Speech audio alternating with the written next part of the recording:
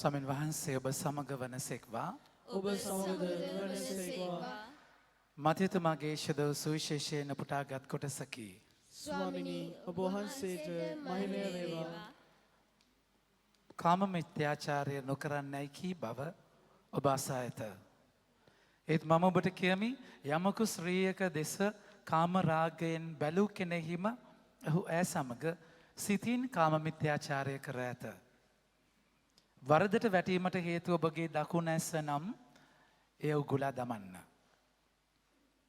මුළු ශරීරය නිරාගින්නෙහි හෙළනු ලැබීමට වඩා ඔබගේ අවයව වලින් එකක් නැතිවීම ඔබට යහපත. වරදට වැටීම හේතුව ඔබගේ දකුණ අත නම් මේ කපා දමන්න. මුළු ශරීරය නිරාගත වීමට වඩා ඔබේ අවයව වලින් එකක් නැතිවීම ඔබට යහපත. තවද තමාගේ භාර්යාව දික්කසාද කරන කවරෙකුවද ඇයට දික්කසාද සහතිකයක් දිය යුතුයයි කියා ඇත. ඒත් මම ඔබට කියමි වෛශ්‍යාකම හැර අන් කරුණක් නිසා සිය භාර්යාව දික්කසාද කරන කවරෙකු වද ඔහු ඇය කාම මිත්‍යාචාරයට පමුණුවන්නේය. එසේ දික්කසාද කරනු ලැබූ ඇය විවාහ කරගන්න යමෙක් වේද ඔහුත් කාම මිත්‍යාචාරය කරන්නේය. ස්වාමීන් වහන්සේගේ ජීවනදායක සුභාරංචිය නම් මෙසේය. ක්‍රිස්තුනී ඔබ වහන්සේට ප්‍රශංසා වේවා. වඩි වෙන්න මගේ ආදර ප්‍රමාන්තනේ.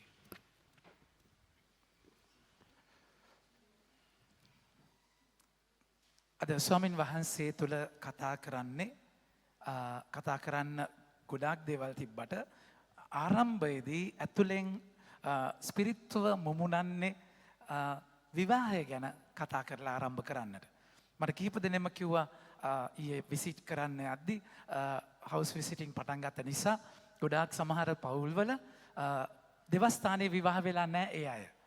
දෙවස්ථානයේ විවාහ වෙලා නැති නිසා මොකද වෙන්නේ එතනදී ඉතින් එයාලා ඇවිල්ලා පල්ලියේ ලබනවා අනිත් සක්‍රමෙන්තු ලබනවා ඒක අවබෝධයක් නැහැ. පල්ලියේ විවාහ වෙනවා කියන එක මොකක්ද කියලා දන්නේ නැතිකම. එතනදී උන්වහන්සේ කතා කරලා කියනවා බලන්න අද වචනයේ උන්වහන්සේ පැහැදිලිවම කියනවා කිසිම කෙනෙක් ඒ කියන්නේ දැන් ජේසු කතා කරලා කියනවා වෛශ්‍යාකම හැරුණාම වෙන කිසිම විදියකින් කවවත් දික්කසාද කරන්න බෑ. ඒකට හේතුවක් තියෙනවා. දික්කසාද කරන්න බැරි හේතුව මොකක්ද? ඔබව එකතු කරන්නේ දෙවියන් වහන්සේ. දෙවියන් වහන්සේ එකතු කරද්දී ඒක කාටවත් වෙන් කරන්න බෑ. දැන් එකතු වෙන විදි දෙකක් තියෙනවා මගේ ප්‍රමාන්තනේ. කෙනෙක්ව එකතු වෙන්න නම් එකට එකතු වෙන්න කාරණා දෙකක් සම්පූර්ණ වෙන්න ඕනේ. ඕනම කෙනෙක් එකතු වෙනවා කියද්දි ලිංගිකව එකතු වෙච්ච පමණින්ම ඒ දෙන්න සක්‍රමෙන්තු ගත එක්වීමක් වෙන්නේ නැහැ. එතකොට ඒ කියන්නේ ලෝකයේ ලිංගිකත්වයත් එක්ක එකතු වෙන කොච්චර සම්බන්ධතා තියෙනවද? ඉතින් ඒක ඊට වඩා එහා ගිය අත්දැකීමක්. එතකොට එකතු වෙන්න අපි කියනවා විවාහයක් සම්පූර්ණ වෙන්න කාරණා දෙකක් තියෙනවා. මේ චුටි ඉගැන්වීම අපි ඉගෙනගෙන වචනයට යමු. කාරණා දෙකක් තියෙනවා. එකක් තමයි ඔබගේ කැමැත්ත තියෙන්න ඕනේ. කැමැත්ත. අපි කියනවා කන්සෙන්ට් කියලා. හැමෝම කියන්න බලන්න කැමැත්ත. කියන්න බලන්න. මුලින් කැමති පස්සේ අකමැති. ඒක වෙනම කතන්දරයක්. දැන් පස්සේ කැමැත්ත අවුල් වෙන්නේ. කෙසේ වෙතත්. මගේ නමුත් ඔබ බඳින වෙලාවේ ඔබ කැමති වුණා. දැන් මම කැමති නෑ. මට පෙන්වන්න බෑ. ඒක කරන්නේ නැහැ මගේ ප්‍රමාන්තනේ. බඳින වෙලාවේ ඔබ කැමතිද?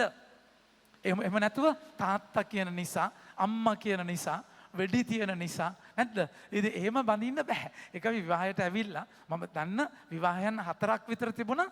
මෙතන විවාහයට ඇවිල්ලා මෙතන නෙමෙයි මං කියන්නේ සිද්ධි ෆාදර්ස්ලා කියපු දේවල්.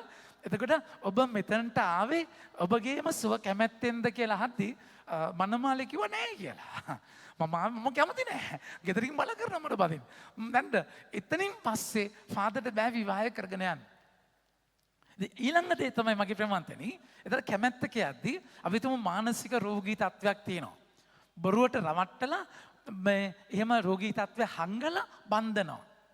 නැත්තම් අපි හිතමු එයාට වෙන සම්බන්ධකමක් තියෙනවා. වෙන සම්බන්ධකමක් තියෙනවා ඒක වහලා බන්ධනවා. අපි හිතමු බොරුවට වෙන දුර්වලකමක් තියෙනවා. ඒක වහලා ඒව කියන්නේ හංගලා බන්ධනවා. එතකොට මගේ ප්‍රමාන්තනේ කැමැත්තේ ප්‍රශ්නයක් තියෙනවා. ඒ කියන්නේ තමුන් කැමති වෙලා තියෙන්නේ හරි කෙනා. ඒ කියන්නේ විකෘති වෙච්ච පලස්සර දාපු කෙනෙක්. එතකොට ඒ කැමැත්ත අපි පිළිගන්නේ නැහැ මගේ ප්‍රමාන්තනේ. ඊළඟ දේ තමයි දීර්ඝව කතා කරන්නේ නැහැ. ඊළඟ දේ තමයි conjugal union. ඒ කියන්නේ ලිංගිකව ස්වභාවික ලිංගික එකතුව. ස්වභාවික වෙන්නට ඕනේ. තේරුණාද කියන්නේ? අස්වාභාවික බෑ. තමුන් ලිංගිකව තෘප්තිමත් වෙන්න විදි ගොඩාක් තියෙද්දි එහෙම වෙන්න බෑ. ස්වභාවිකව ඒ කියන්නේ දරුවෙක් ලබන්න පුළුවන් සංසර්ගයක් තියෙනවා. ඒ දරුවෙක් ලබන්න පුළුවන් විදිහේ ලිංගික එකතුවක් වෙන්නට ඕනේ. ඔය දෙකම සම්පූර්ණ වුණා. සමහර වෙලාවට ඒගොල්ලෝ සමහර වෙලාවට අපි කියනවා බයිසෙක්ෂුවල් කියලා. ඒ කියන්නේ සමලිංගිකව ඇසුරුතුත් තියෙනවා. ඒ කියන්නේ තමුන්ගේ බිරිඳත් එක්කක් තියෙනවා. ඒක ස්වභාවය එක විකෘති. ඒක අපි පිළිගන්නේ නැහැ මගේ ප්‍රමාන්තනේ. ඉතින් සමහර අය දරුවෝ හදන්න කැමති නැහැ. බන්දිදී මන්න ළමයි හදන්නේ නැහැ කියාගෙන. ඒක සම්පූර්ණ ලිංගික කාර්යයේදී ප්‍රධාන අරමුණු දෙකක් තියෙනවා. එකක් තමයි ආදරය කරන එක. එකක් තමයි ආදරය කරන එක සහ අනිත් එක දරුවෝ හදනවා කියන එක. මේ දෙක වෙන් කරන්න බෑ. ඉතින් මේ දේවල් නැත්තම් එක විවාහයක් නෙමෙයි. හැබැයි මගේ ආදරේ මතනේ මේ දේවල් සම්පූර්ණ වෙලා ඔබ විවාහ වුණයි කියලා කියන්නේ ඔබව එකතු කරන්නේ දෙවියන් වහන්සේ එක සක්‍රමෙන්තුවක්. එක දික්කසාද කරන්න. එක වෙන් කරන්න කිසිම කෙනෙකුට බෑ. ඒ තැනදී මගේ ආදර ප්‍රමන්තනේ ඔබ දේවස්ථානයට ඇවිල්ලා ඔබ ඒ කරුණු දේවස්ථානයට ඇවිල්ලා ඔබ දෙවියන් වහන්සේ ඉස්සරහා මේ ඔක්කොටම උත්තර දෙනවා. මම කැමති මගේ මුළු හදවතින් මම මෙතන ඉන්නේ. ඒ උත්තර දීලා ඔබගේ කැමැත්ත ප්‍රසිද්ධිය ප්‍රකාශ කරන්නේ. තනියම ෆෝන් වල කැමැත්ත දෙන අය කී දෙනෙක් ඉන්නවද නැද්ද? සෙක්‍රටරියටත් කැමති, අරයටත් කැමති, බස් එකෙත් කැමති, එහෙම වොන් තරම් කැමති දෙන. ඒව නෙමෙයි ප්‍රසිද්ධියේ මම කැමැත්ත දෙන්නේ. ප්‍රසිද්ධිය මම කැමැත්ත දීලා ඒක මම ප්‍රකාශ කරනවා සභාව ඉදිරියේ. ඒකයි මයික් එක අල්ලලා කියන්නේ ඔබ කැමතිද?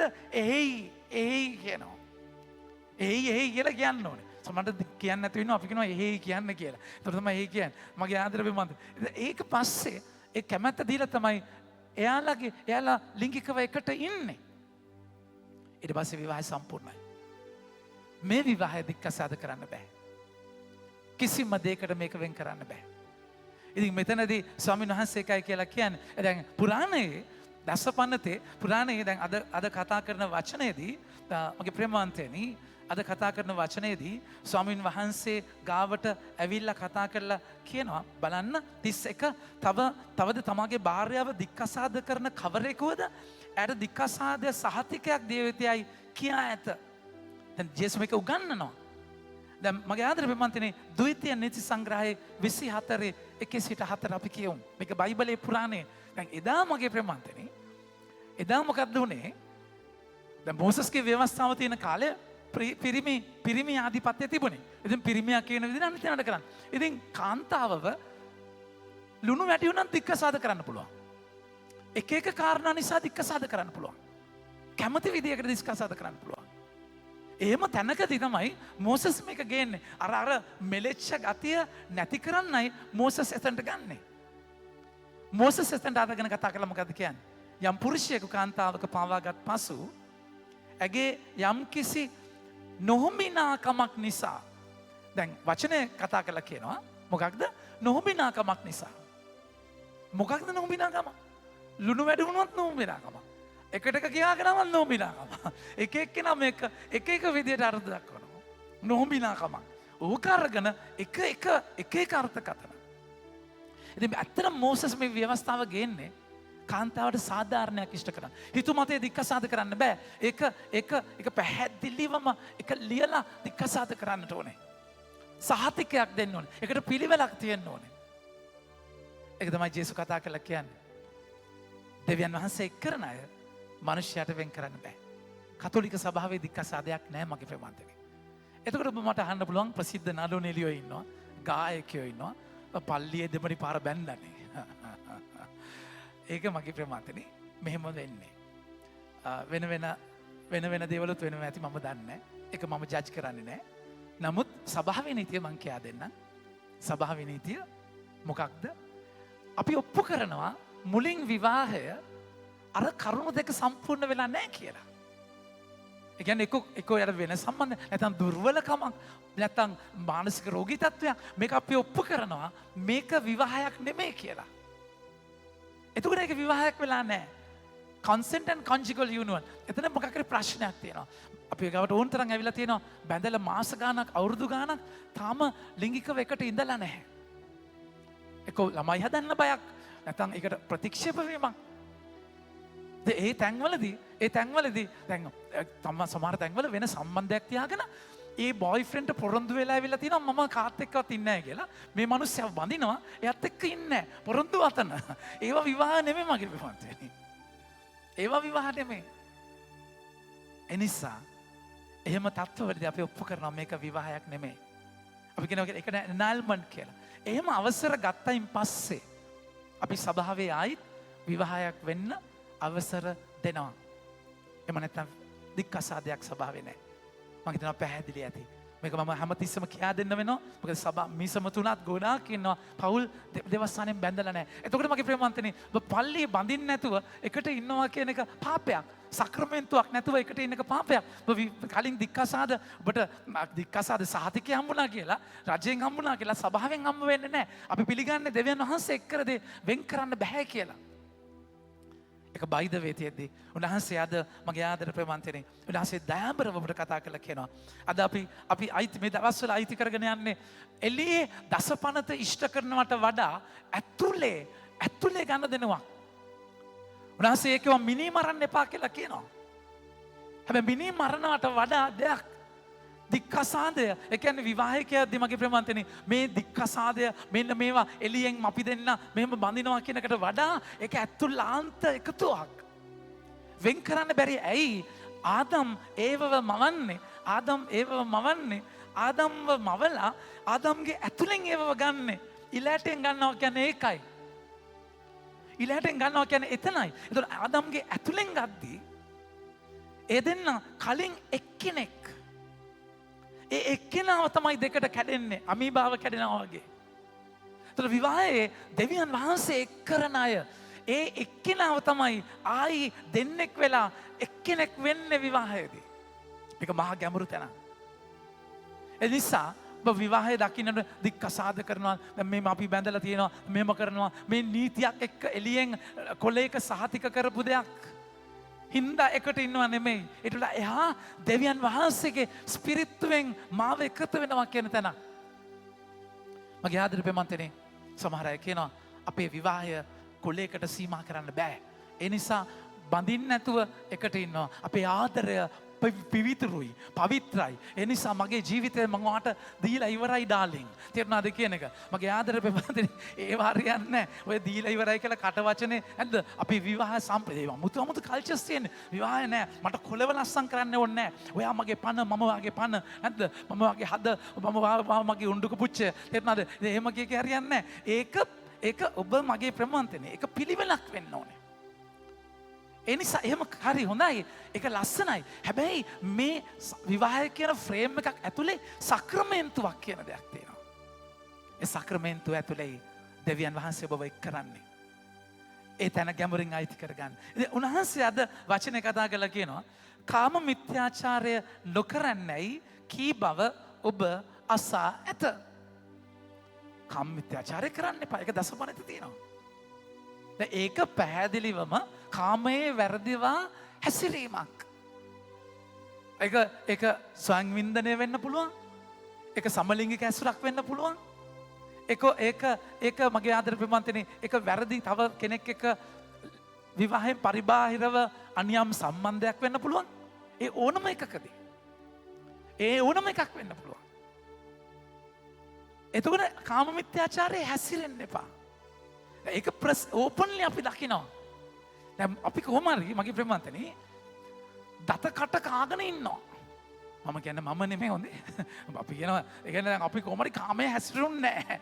කොහොම හරි හැසිරුන්නේ නැහැ. හැබැයි හිත ඇතුලේ නැද්ද? හිත ඇතුලේ මාරට එන්ටර්ටේන් කරනවා. අරයව නිර්වත්‍ර කරනවා. මෙයත් එක්ක කාමයේ හැසිරෙනවා. අරයට ආස කරනවා. මේකම ඉමැජින් කරනවා. ඉමැජිනේෂන් ගොඩක් අපි ඉන්නවා. ඒව පේන්නේ නැහනේ. අද්දක වැඳගෙන ඉන්නේ. තේරුණාද කියලා. ඇස් දෙක යන්නේ මෙහෙම රබර් ඇස් තියෙන්නේ නැද්ද? ඒ කියන්නේ ඔළුව ඇතුලේ නෑ මම ඒ කියන්නේ එළියට පේන්න කිසි දෙයක් කරන්නේ නෑ. ඒකෙන් අදහස් කරන්නේ එළියට පේන්න කරන්න කියන එක නෙමෙයි. එහෙම කියන එක මම කියන්නේ. හැබැයි අර ඇතුලේ කුණු වෙවි පැසව එළියේ මාර භක්තියක්. මම කියන්නේ ඔකට සෙලිබසි ප්‍රශ්න කියලා. සමහර වෙලාවට පූජක ජීවිතය අපි පැවිදි ජීවිතය මගේ ප්‍රේමාන්තිනේ එන්ජොයි කරන්නේ නැත්නම් පැවිදි ජීවිතය එන්ජොයි කරන්නේ නැති තැන අපි මොකද වෙන්නේ? අපිට මොකද වෙන්නේ? අපි ප්‍රෙෂර් ඒ කියන්නේ මේ දැන් මොනව කරන්නද? දැන් බඳින්න බෑනේ. දැන් බඳින්න බෑ. හැබැයි බඳින්න ඕනේ. දැන් ස්වාමි වෙලා ඉවරයි. නැද්ද? ඊට පස්සේ ඉතින් මාර කට්ටක් කන්නේ. ඒක එහෙම ඉතින් අර ප්‍රෙෂර් එකෙන් පයින්නවා. මේ වෙන ප්‍රශ්නයක්. තේරුණාද කියන්නේ? අපරාධේ. ජේසු මවල තියෙන මේ සප්‍රෙස් කරන්න නෙමෙයි හොඳේ. සප්‍රෙස් කරගෙන ඉන්නවා. කොහෙන් පුපුරයිද දන්නේ නැහැ. ඒක එහෙම සප්‍රෙස් කරද්දි වෙන තැන් වලින් පුපුරනවා. ප්ලීස් මං අපි ගැන කතා කරන්නම්කෝ. ඔබ ගැන හිතාගෙන. ඒ කියන්නේ දැන් බැන්දා මම මෙහෙම ඉන්නවා. ඒ කියන්නේ තත් කරගෙන නෑ. කවදාවත් සුද්ධාත්මයන් තුළ සප්‍රෙෂන් එකක් නෑ. තද කරගෙනILLක් නෑ. ඔබ නිදහස්. එකෙන් අදහස් කරන්නේ හැංගීම් නැත්තේ නෑ. පරීක්ෂාවල් නැත්තේ නෑ. පරීක්ෂාවල් තියෙනවා. ලෝකෙ දාගත්ත කියලා පරීක්ෂාව නැති වෙන්නේ නෑ. මට පරීක්ෂාවල් තියෙනවා. ස්වභාවික හැඟීම් මටත් තියෙනවා. නිකම් මේ පුයර ගාපු දේවදූතය වෙන්න ඕනේ නැහැ. ඒක ස්ට්‍රගල් එකක්. ඒක ජේසු ගාවට ඒක අරගෙන යනවා. දඟලන තැන් අරගල කරන තැන් තියෙනවා. දුර්වල වෙන තැන් තියෙනවා. ඉතින් ජේසුම කතා කරලා කියනවා හීබ්‍රු පොතේ 5-4 වෙනි පරිච්ඡේදයේ 15 වෙනි වගන්තියේ උන්වහන්සේ කියනවා මන්ද අපට ඇත්තේ අපේ දුබලකම් ගැන අනුකම්පාවක් නැති උත්තම පූජකයෙකු නොව හැම අතින්ම අප වාගේ පරීක්ෂාවලට මුහුණ පෑ පාප රහිත උත්තම පූජකයෙක්. ඒ සිතුවිල්ල ඔබ කොච්චර එන්ටර්ටේන් කරනවද? ඒ සිතුවිල්ල කොච්චර ජේසු කතා කරන්නේ එතන. එහෙම නැත්නම් තද කරගෙන හිර කරගෙන දුක් විඳිනවා, කියන කේන්ති යනවා, ලෙඩ වෙනවා. එහෙම ගන්නේ මේ පුදුම නිදහසක්. ජේසු කතා කරන්නේ ඒ නිදහස ගැන. ඒකයි ජේසු කතා කරලා කියන්නේ කාම මිත්‍යාචාරය නොකරන්න. ඔබ ඒත් මම ඔබට කියමි. යමෙකු ස්ත්‍රියක දෙස කාමරාගෙන් බැලූ කෙනෙහිම ඔහු ඇය සමග සිතින් කාම මිත්‍යාචාරය කර ඇත. මේක ස්ත්‍රිය විතරක් නෙමෙයි. පුරුෂයන්ට විතරක් නෙමෙයි තියෙන්නේ. ස්ත්‍රීන්ටත් තියෙනවා. සිත තුළ කරන පාප. සිත තුළ කරන පාප. මගේ ආදර පෙම්වන්තයනේ ඒ කියන්නේ තම ජීවිතේ මැරේජ් කවුන්සිලින් වල මහා බරපතල තැන්. සමහරට තමුන්ගේ ස්වාමිපුරුෂයත් එක්ක ඉද්දී වෙන පිරිමි කෙනෙක්ව මවා ගන්නවා. සිත තුළ යත් එක නෙමෙයි ඉන්නේ වෙන තැනක්. සිතුවිලි වලින් කාන්තාවට එච්චර මහා පුදුම කැපැසිටියක් තියෙන මනසෙන් යන්න. සිතුවිලි වල සමහරට කටහඬ කතා කරන දෙයින් ඒගොල්ලෝ වෙනමම තෘප්තියක් ගන්නවා. ඒක ශාරීරික ගනුදෙනුවක් මොනේ නෑ මගේ ප්‍රමාණතනේ. ජේසු කතා කරන්නේ මේ ඇතුළ නිදහසක්. ඇතුළේ නිදහසක්. දවසක් අර කොමිසම් කරන ඇවිල්ලා ජෝක් එකක්.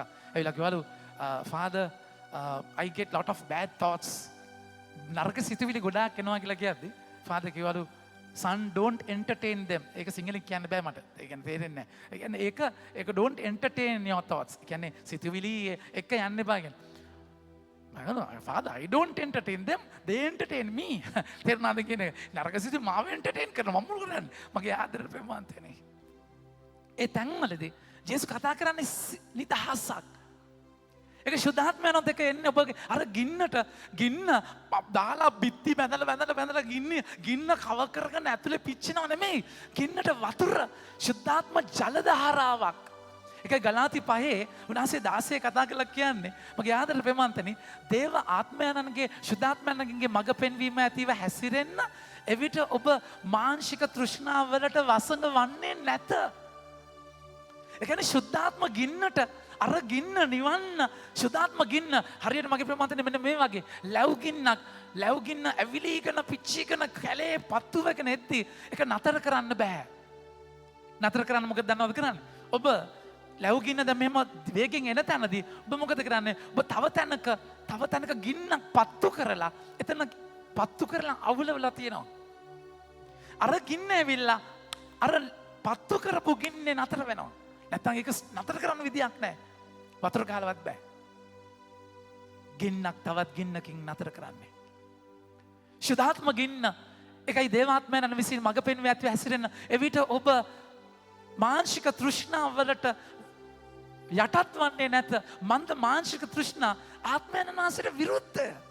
ආත්මයන් වහන්සේ මානසික තෘෂ්ණාවලට විරුද්ධය. ඒතර ඔබ තුළ ශුද්ධාත්මයන්ෝ ඔබ ශුද්ධාත්මයන්ට අවදි වෙද්දී තේව වචනයත් එක්ක ඉද්දී මගේ ආදර ප්‍රේමන්තනේ ඒ මානසික තෘෂ්ණා නිවෙනවා. ඒ කියන්නේ ශුද්ධාත්මයන්ෝ ඒකත් එක්ක ඩීල් කරනවා. ජීවිතේ මේක එක්ස්පීරියන්ස් එකෙන් කියන්නේ. එක්ස්පීරියන්ස් එකෙන් කියන්නේ. ඒ කියන්නේ පාපයත් එක්ක දඟලපු තැන් මම දැන් මෙහෙම කරන්නේ මම මෙහෙම කරන්නේ කියලා හිතාගෙන දඟලනවා වැඩක් නැහැ. ශුද්ධාත්මයන්ට ඉඩ දෙද්දී ස්වාමීන් වහන්සේ මුද්දරියේ පැය ඉද්දී ඒ සිතුවිලි ගෙන ගන්න සිතුවිලි උනාසේ ගාවට අරගෙන යද්දී බොරුවක් නැතුව වහන්න නැතුව සුදුහුණු ගහපු හෝන් ගෙවක් වගේ ප්‍රෝඩාවක් කරන්න නැතුව අමුවේ ඒ සිතුවිලි ස්වාමීන් වහන්සේ ඉස්සරහා නිර්වස්ත්‍ර කරද්දී ජේසුස් මහා ආදරෙන් ඔබ පිළිගන්නවා මගේ ප්‍රමාදනේ. කවදාවත් උන්වහන්සේ පව්කාරයෙක්ට පයින් ගන්න නැහැ. අවංක වෙනවා නම්. කවදාවත් එම් පයින් යවන්න මට මේ අල්තාරේ ඉන්න බෑ. උන්වහන්සේ හැමදාම තුරුළු කරගත්තා. හැබැයි ප්‍රෝණාවට උන්වහන්සේට තිත්තයි. බොරුව තිත්තයි. මොකද සාතන් බොරුවේ පියා. ඔබ බොරුකාරය. ඔබගේ පියා සාතන්. ඔබගේ තාත්තා සාතන්. බොරුව කරද්දී උන්වහන්සේට කිසි දෙයක් කරන්න බෑ. පාපෝච්චාරණෙත් ඇවිල්ලා පට්ටපල් බොරු කියන්නේ. වහගෙන පව් කරන්නේ. මගේ ආදරේ මේ මොකද අපරාධයක්. ජේසු ඔබ දොරවල් වහගෙන ඔබ රූම් එකක් ඇතුලේ ඔබ බාත්රූම් එකක් ඇතුලේ ඔබගේ නිදන කාමරේ ඒ සම්බන්ධතාවය ඒ චැට් එක ඇතුලේ ඔබ රහසින් කරගත දේ උන්වහන්සේ සැබවින්ම දැක්කා. තවත් මොනවටද හංගන්නේ? මගේ ආදරේ මේ මන්තනේ ඔබ එක ඩීල් කරද්දී අපිට හරි ප්‍රශ්නේ ඉමේජ් එක ප්‍රතිරූපය දාන්න බල්ලට මගේ ප්‍රේමාන්ත සමාවෙන් මගේ වචන වලට වැඩක් නැහැ. මොනවද ඔබගේ ඉමේජ්? මොනවද ප්‍රතිරූප? ස්වාමී මං ගැන මොනවා හිතයිද දන්නේ නැහැ. හිතාගත්තා. මගේ දෙවියන් වහන්සේ ඉස්සරහා මම පව් කරා නම් අනේ ස්වාමීට හිතාගන්න කියන්න. එහෙම හිතාගන්න අයිතියක් නැහැ හොඳේ. ස්වාමී වෙනම පායක් යනවා. ස්වාමී එහෙම හිතනොත් එහෙම. ඔබගේ පාපෙන් ඔබ පාපෝච්චාරණය කරන පාපෙන් ඔබ ගිහිල්ලා ස්වාමී ගිහිල්ලා ඒ මනුස්සයා මැන්න නම් ස්වාමීට පූජාත්වරය තහනම් එනවා. ඔය ආදරේ බවන්ට නිදහස් වෙන්න. උන්වහන්සේ කතා කරන්නේ මේ නීතියක් රාමුවකට එහා ගිය මහා දයාබරකමක්. ජේසු කවදාද මගේ ප්‍රේමවන්තනේ? ජේසු කවදාද දුර්වලයට පයින් ගැහුවේ? නැති වෙච්ච බැටළුවව හොයාගෙන ඒ අසූචි ජරාව පිටින් කරේ තියාගෙන එන්නේ. ඌරු කෑම ජරාව පිටින් ආව තාත්තා උන්වහන්සේ පුතාව තාත්තා තුරුළු කරගන්නේ. එච්චර ආදරයක් තියාගෙන. ඔබ තවත් ප්‍රෝඩාවක් ඉන්නවා. ඉමේජ් එක රැකගන්න. ඔබගේ ප්‍රතිරූපය රැකගන්න. ආමේන් හalleluya. සහෝදරනේ ප්‍රෝඩාවක්. අපරාධයක් මගේ ප්‍රේමාන්තනේ. අපරාධෝක එළිය බලලා එක තැනකද එළියට පයින්නවා. බලලා පයින්නවම තමයි. කොච්චර කල් හංගන් ඉන්නද? කොච්චර කල් බොරු කරන්නද? වර්ධ බලකමක් තියනවා නම් යන්න උන්වහන්සේ ගාවට. උදව් ගන්න. උදව් අරගන්න. ඒක කී පාරක්ද ජේසුස් එකයි කියන්නේ. පේදුරු කියද්දි 7 පාරක්ද ස්වාමීනි? 7 ඒවා නෙමෙයි පේදුරු 7 ඒවා 70ක් සමාව දෙන්න. කොච්චරද වැටෙන්නේ? ඒ තරම් යන්න. ගෑරේජ් එකේ වැඩ කරන මිනිස්සයාගේ ඇඳුමේ මජන් ගෑවෙනවා. එකම පාපය තමයි. ඉතින් මජන් ගෑරේජ් එකේ වැඩ කරන මිනිස්සයාගේ මජන් ගෑවෙන්නේ නැතුව දැලි ගෑවෙන්නද? හරි එකම පාපය තමයි. එකම දේ තමයි කරන්නේ. කමක් නැහැ. ඔබ එකම මජන් ගෑවෙනවා නම් හැමදාම හොදනවා නම් ඔබ යන්න වැටෙන්න යන්න ස්වාමීන් වහන්සේ ගාවට. මේක නිවෙන කම්ම ගමන යන්න. උන්වහන්සේ ෂුක් ගාලා උන්වහන්සේට නම් කරන්න පුළුවන්. හැබැයි අපේ හැමෝටම ජර්නි එකක් තියෙනවා. පාපයත් එක්ක ජර්නි එක. ඒකයි අගස්තුනේ මුනිතුමා කියන්නේ අහෝ භාග්‍යවන්ත පාපය. Blessed sin, precious sin. මහා දයාබර ආදරේ ඔච්චර ආදරේ ස්වාමීන් වහන්සේ ඉද්දි ඇයි මේ පත්තු වේගන දඟලන්නේ මගේ ප්‍රේමවන්තනේ. නිසා කලබල වෙනවා. යකා කුලප්පු කරයි. තාම නෑනේ. කිසිම නෑනේ. දිනුවක් නෑනේ. ඒකමනේ. ඒක එතනමනේ. නැද්ද? ඒකමනේ වැඩක් නෑනේ. මොකද ඌ ඇවිල්ලා පාපයටත් කුලප්පු කරලා ඊට පස්සේ මෙන්න මෙතන ඊට පස්සේ තා වැඩක් නෑනේ. ඕ කොමිසම් කරාට හරි ගේ නෑනේ. ආයි වැටෙනවා. ඒක කලකිරලා බින්දුවට වටනවා. ඕත් එක මත ගන්න දෙනවක් නැහැ. හැබැයි යද්දී ටික යද්දී ස්වාමින් වහන්සේ ඔබ විසඳනවා. ඒක උන්වහන්සේ කතා කරලා කියන්නේ ගලාති 5 නැවත 18 හරි ලස්සනට කතා කරලා කියනවා. මොකක්ද? දේවාත්මයන් විසින් මෙහෙමද්දී අපි ව්‍යවස්ථාව යටතේ ඉන්නේ නැහැ.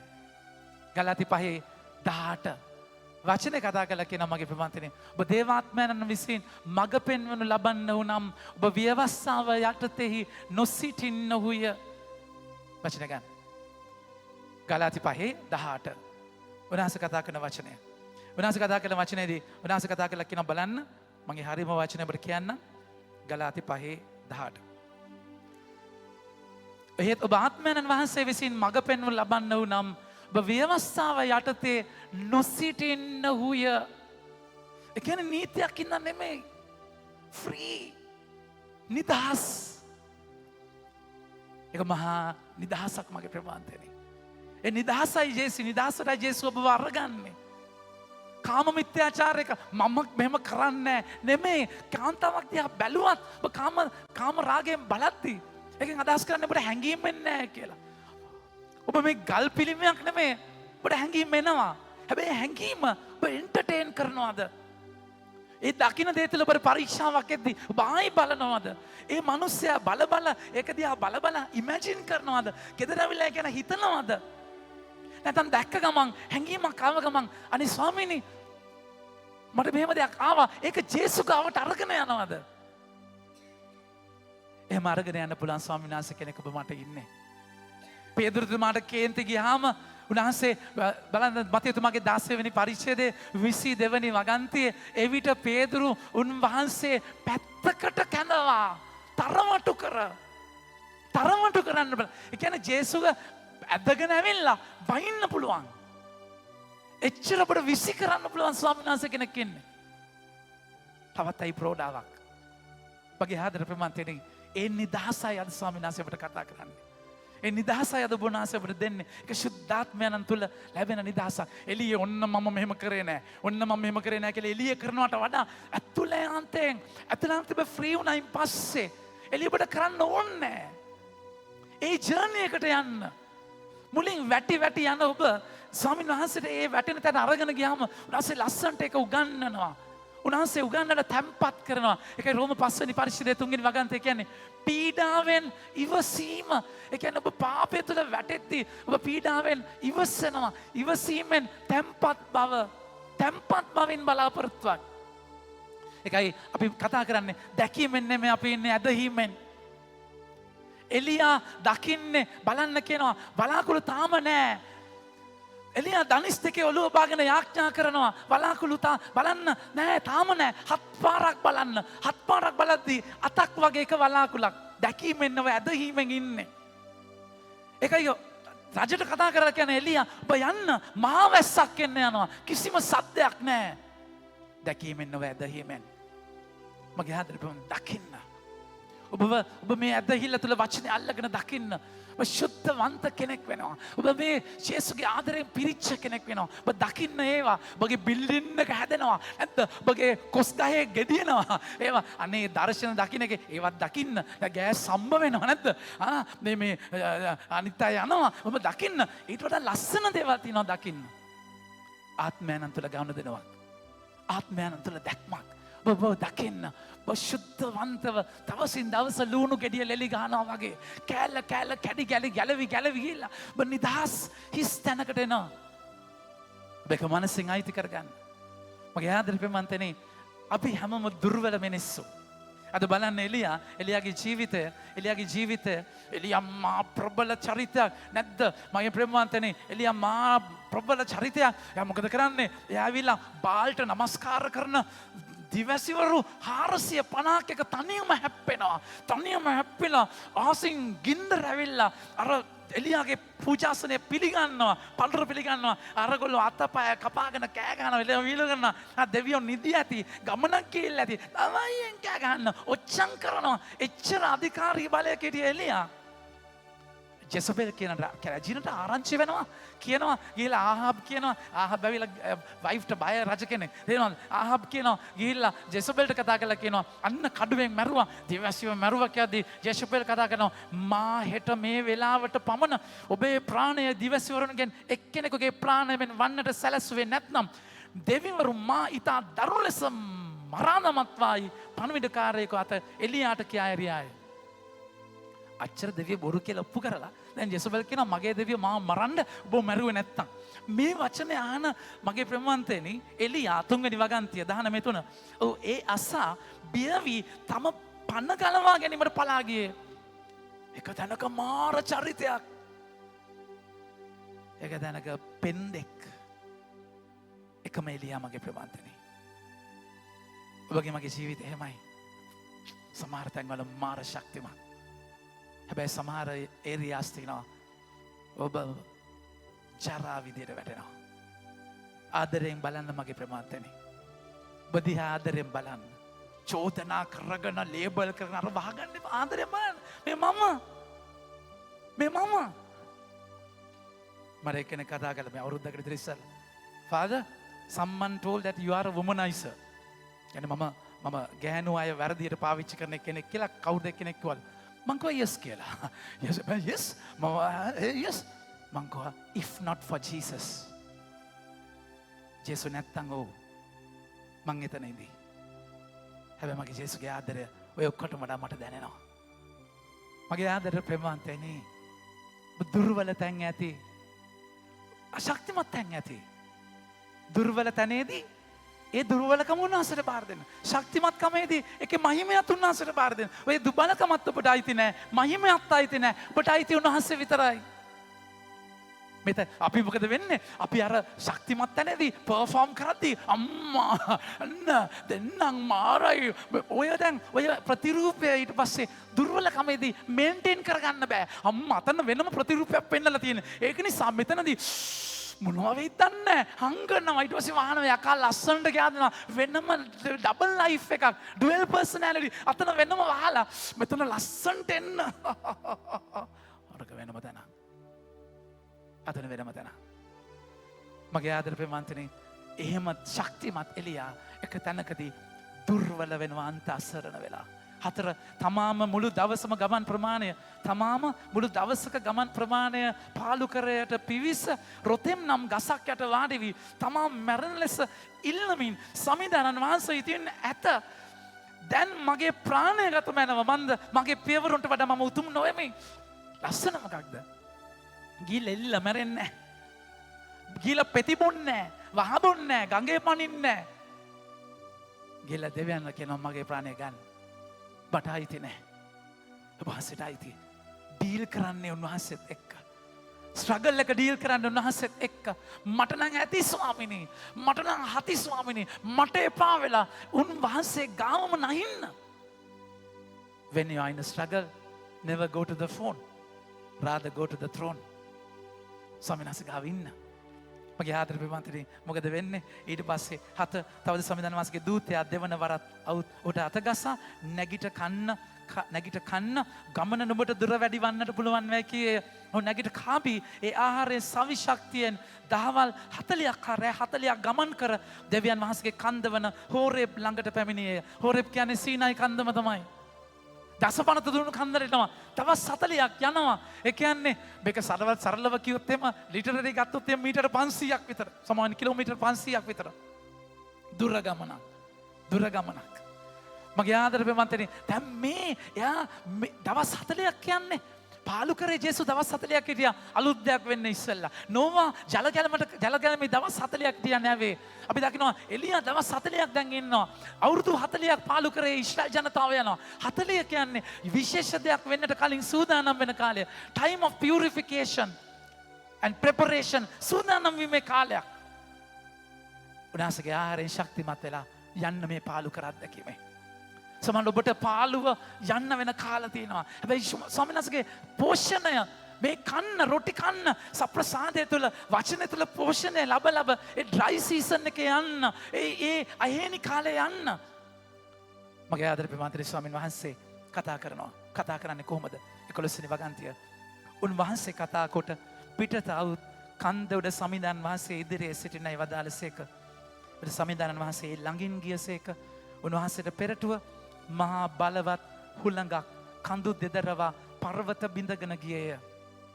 කලින් සුළඟක්. ඒ කියන්නේ පුට්ටුව කරන යනවා. සුළි සුළඟක වහලවල් ගැලවිලා ගස් ඉදිරිලා. හැබැයි ස්වාමීන් වහන්සේ එතන නැහැ. එතන නැහැ. ඉන්න මගේ ප්‍රමාන්තනේ. ජීවිතේ කලබල ගෑණි ඇස්සේ ඉන්න. ගීතාවලිය 46:10 උනාසෙ මොකද කියන්නේ? Be still and know that I am your Lord. බනිශ්චල වෙන්න. ඒ සුළඟ ඇතුලේ ඉන්න. ජීවිතේ ඔබ හිතාගෙන ඉන්න දේවල් වෙනස් වෙලා කුටුපන් යන්න එපා ඉන්න. වචනේ කතා කරලා කියනවා. සමිඳාන වහන්සේ සුළඟේ නොඋසේක. සුළඟට පසු පොළොව කම්පාවක් විය. ඒත් සමිඳාන වහන්සේ පොළොව කම්පාවේ නොඋසේක. දැන් සුළඟට ගහගෙන යන ටිකක් තියෙනවානේ වහලවල් ගස් ගැන. හැබැයි බිත්ති එහෙම සුළඟට ගහගෙන යන්නේ පොළොවේ කම්පා වුණා දෙට ගාන යන්ති අර බිත්ති කඩා වැටිලා ඉතුරු ටිකක් විනාශ වෙනවා. ඔබගේ අත්තිවාරම් දෙදරනවා ඉන්න. සමිඳ වහන්සේ පෙරටුවෙන් යනවා. හැබැයි තාම නෑ. අවසානයේ කතා කළා කියනවා. පොළොව කම්පාවට පසු ගින්නක් විය. ඒත් සමිඳානන් වහන්සේ ගින්නෙහි නොවූ සේක. හුළඟට ගිහිල්ලා පොළව කම්පා වෙලා භූමි කම්පාවක වැටිලා ගින්නේදී කිසිම දෙයක් ඉතුරු වෙන්නේ නැහැ. හැම දෙයක්ම පිච්චෙනවා. එලියා හැබැයි ගින්නේදී හිතන්නේ නැති අර යාගේ පූජාසනයට ගින්නක් ඇවිල්ලා වගේ හරි දැන් නම් ඔන්න ස්වාමීන් වහන්සේ කියලා නෑ. ඒ ඔක්කොම පස්සේ මද පවනක් එනවා. සංවේදීව සවන් දෙන්න ඕන තැන. අර හුළඟ ගින්න පොළොව කම්පාවට ඔක්කොම හිස් වෙලා නිශ්චල වෙන තැන. ස්වාමීන් වහන්සේ කාල ගොට්ටියක් වන මේ මද පවනක කතා කරන්නේ. ෆුල්ටන් ජේෂින් හරිය ලස්සනට කියනවා කාඩිනල්තුමා. Great things happen in silence. මහා බලගත දේවල් වෙන්නේ නිහඬව. දරුවෙක් කුසේ පිළිසිඳ ගන්න නිශ්ශබ්දව. මලක් පිපෙන්නේ නිශ්ශබ්දව. ඵලයක් ඉදෙන්නේ නිශ්ශබ්දව. ඉරපා යන්නේ නිශ්ශබ්දව. ඒවල සද්දයක් නැහැ. ලස්සන දේවල් වැදගත් දේවල් වල හඬක් නැහැ. හැබැයි බෝම්බ පුපුරලා තාප්ප කෙවල් කැඩිලා කෑ ගහලා තේනද විනාශ. ඊට වඩා නිහඬතාවය තුළ මහා දෑබර හඬක් තියෙනවා. මගේ ආදරේ ප්‍රේමන්තනේ සමිඳානන් වහන්සේ ගින්නේ නොඋසේක. ගින්නට පසුව මද පවනක හඬක් විය. එලියා ඒ අසා තමගේ මුහුණ සලුවෙන් වසාගෙන පිටතට ගොස් ගුහාවේ දොරකඩ සිටියේය. එවිට හඬක් ඔහු වෙත පැමිණ එලියා නුඹ මෙහි කුමක් කරන්නේයිද? චැලෙන්ජ් කරනවා. උන්වහන්සේ ආදම්ගෙන් ඇහුවේ මොකද්ද? ආදම් ඔබ කොහේද?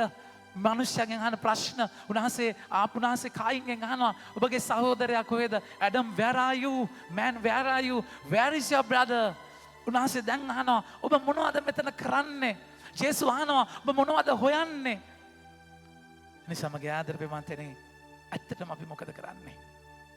ඇත්තටම අපි මොකද මෙතන කරන්නේ? ජීවිතේ නැවත අහන්න. ඔබ මේ ඉන්නේ කොහෙද? මොනවද කරන්නේ? එතන අවලුත් කරන වහන්සේගේ වචන එනවා. ආලේප කරන්න. ඔබට මෙහෙවරක් තියෙනවා. ඊළඟ ස්ටෙප් එකට යන්න මෙහෙවරක්. ඒ පාළු අත්දැකීමට පස්සේ ස්වාමීන් වහන්සේ ලස්සන අත්දැකීමක් තියෙනවා. ඒ නිසා ඔබට ස්වාමීන් වහන්සේගේ මේ වචනේ අයිති කරගමු. අපේ ජීවිතේත් කුණාටු කල්බ ගෑණි ඔක්කොටම පස්සේ උනාසේ මුමුණයි. හැබැයි මේ මුමුණ සද්දට ඇහෙන්න නම් ඔබගේ ජීවිතයේ රාගය කියන එක, කාමය කියන එක, අපිරිසිදුකම කියන එක බාධාවක්. ඒ නිසා උනාසේ මතේතුමාගේ 5 වෙනි පරිච්ඡේදය 8 වෙනි වගන්තිය කියන්නේ නිර්මල සිත් ඇත්තෝ භාග්‍යවන්තයෝය. ඔවුන් දෙවියන් දකින්නෝය. ඒ නිසා ඔබ සිත පවිත්‍ර කරගන්න. නිශ්චල කරගන්න. ගීතාවල 131 හරිය ලස්සනට උන්වහන්සේ කියනවා. ගීතාවල 131 උන්වහන්සේ කතා කරලා කියනවා මගේ සිත මා තුළ තැම්පත්. ඊළඟ වගන්තිය ගන්න. මව්තුරුලේ සංසුන්ව සිටින ලදරුවෙකුසේ මා තුළ මගේ සිත සංසුන් වී ඇත. දරුවෙක් අම්මගේ තුරුලේ නිශ්චල වෙනවා වගේ මගේ සිත මා ඇතුලේ සංසුන්. එනිසා ඇවිලෙන ගිනි ධාරාව ඔබගේ කලබ ගෑනි ඔබගේ අවුල් කරගත්ත පටලගත්ත ඔක්කොම ස්වාමීන් වහන්සේ අභිමුව බාර කරලා නිශ්චලව ඉන්න. ඒ හැම දෙයකටම පස්සේ ස්වාමීන් වහන්සේගේ වචනය ඔබට ඒ කැඳවීම ඔබට ඇහෙයි. එතනයි ඔබව නිවන්නේ, එතනයි ඔබට අරමුණ දෙන්නේ, එතනයි ඔබව තේරුම තියන්නේ. ඒ තේරුම අයිති කරගන්න අද වචනය ඔබට ආරාධනා කරනවා. ආමෙන්.